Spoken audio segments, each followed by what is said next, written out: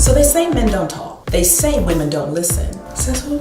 No, men talk, just not as much as we do. So I'm getting in 10 minutes, getting their stories, getting out. We chatting, we dialoguing, we talking, we flowing, we vibing. It's fun, it's free.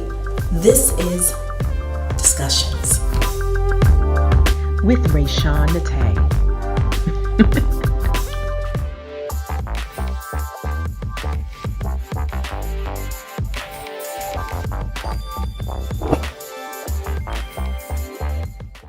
Hey y'all, it's Rae-Shan, and guess what? You got it. I'm back with another episode of Discussions. I got another hot guest for you. Of course, I got my Apple iPhone and I got the stopwatch ready. You know the premise of Discussions. They say men don't talk. Men do talk. They just don't talk as much as we do, y'all. So 10 minutes.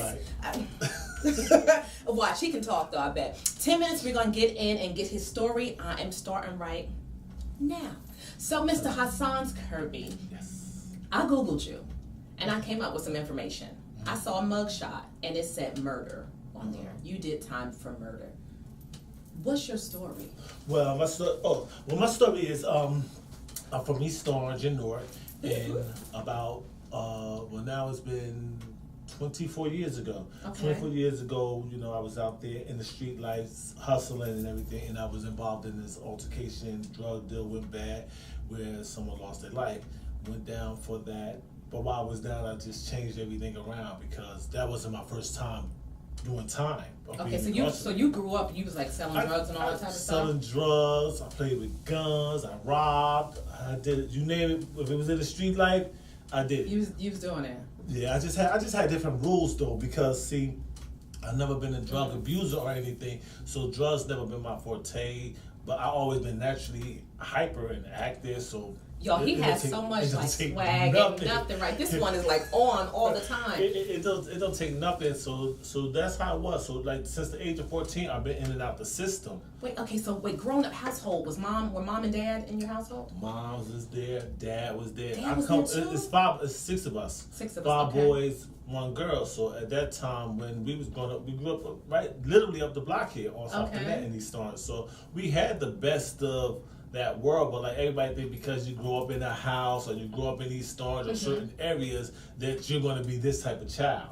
That's not how it goes. Your mother and father can raise all y'all under the same roof, and one become a drug addict, one become a drug dealer, one become a rob. So it's different personality traits that you pick up when you're in the street life, and that's what I did. So you're 14 years old, when most kids, well not most, because it depends on where you grow up. Some kids are playing basketball at the Y on Saturdays. That wasn't for you. I was a hustler. You was a hustler at 14. What was you hustling for at 14? I was shoveling snow. I was raking leaves. You was making money. Whatever you had for me to get some money, I was getting money. Because I was just independent like that. Yeah. I always had that independent thing about me. Right. No matter about my mother and father, when it's school shopping, I brought my own school clothes since I was like, I don't remember how old.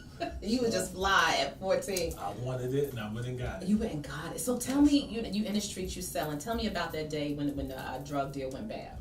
Well, what it was we was talking. Well, it was an argument. And how old were you? I was 21. Okay. 21, but at that time I done developed this attitude where like we ain't gonna do too much arguing. So he wanted to argue. I'm not with the arguing. Let's get out the car and let's go. So when I got out the car and came around to his side, he shot. Wow. He shot at me. I'm like, oh, I ain't move, I ain't flinch or anything. It didn't hit me. I got his gun and shot him. And that's how that went down. So it wasn't like it was some old plan. I went to shoot him. Right, it just happened. It like happened. A lot of things just happened. That was a. When you realized you shot him and he died, obviously, how did you feel about that? It wasn't no feeling because when you're in that moment, you're in that moment. You're just like, it's a survival moment where you're not caring about nothing because you don't even have a reasonable time to cool down to care about anything. Right. But as time went on, after I got incarcerated, started thinking about what happened. Like at the end of the day, his family lost someone, my family lost someone. I'm in prison, so my family can't deal with me. He gone, his family can't deal with him. So my vow from then on was to just make things different when I came out. Don't even put myself in that situation again. That day in the courtroom where the judge tells you you're sentenced to how long? What? That day? When he said guilty, when the judge said guilty, I turned around and was ready to walk out the courtroom. I had a fight with the officers in the courtroom. I was that dude. You was that just. I was that dude. Wow. Like, yes. I said, what? I'm not going, but y'all got to take me in another way. I'm not. Mm-mm. So you was just trying to walk out, so they wrestled you to the ground and did all of that? Yeah. Wow. And 15 years, you said? 15, yeah. Was your mom in the courtroom that day? My mom was in the courtroom, my family members was in there. But the whole thing is like, because everybody was already shocked that I was in court. Right. Because I was warned before I went to court. So they're like, okay, he get caught. So you went in, and how was that? You said you did 15 years? 15. How is it spending 15 years of your life locked away? And when you come out? Well, the whole thing is your mind. Your mind adjusts to any circumstance or situation you're in.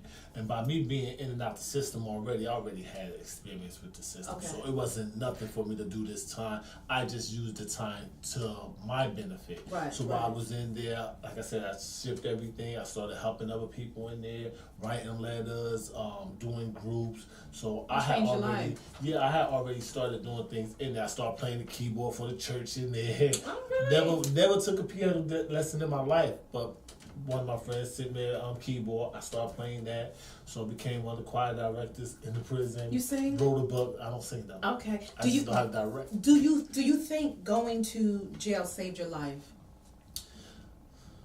I don't know.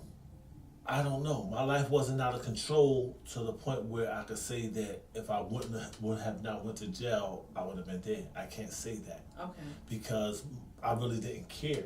You didn't care. So about saving my life, you can't hear about saving your life when you don't care about life. Wow. So even when I was out on the streets and I was shot, because like I told you, I was out there robbing and doing stuff. So when the guys came to rob me, I was like, I do the same thing you do. Ain't nothing. I turned around and run. They just start shooting, hit me in my neck. I went down. He didn't take the stuff. There you go. So that's why, like, when people hear me speak, sometimes they be like, I don't understand why you speak the way you speak, or my enunciation is a little off sometimes because I was shot. So usually I can't hear where my tone is going up or down. Oh, okay. So okay. I can't even hear what people you can't even whack. So now you are doing some phenomenal work. You change your life. What are you doing? Because you do everything. So what are you doing? You right. I can't even pinpoint what I do. Thank you. What are you doing? I can't pinpoint that. Well, I'm a crisis intervention specialist right now, and what I do here at this office is I change it to hope, love, and kindness crisis intervention because I want to give people hope. I want to deal with every issue that plagues our community, whether it's grief, whether it's anger management, whether it's behavior modification, anything that our community needs, that's what I want to give them. So I do a gamut of things. I do domestic violence.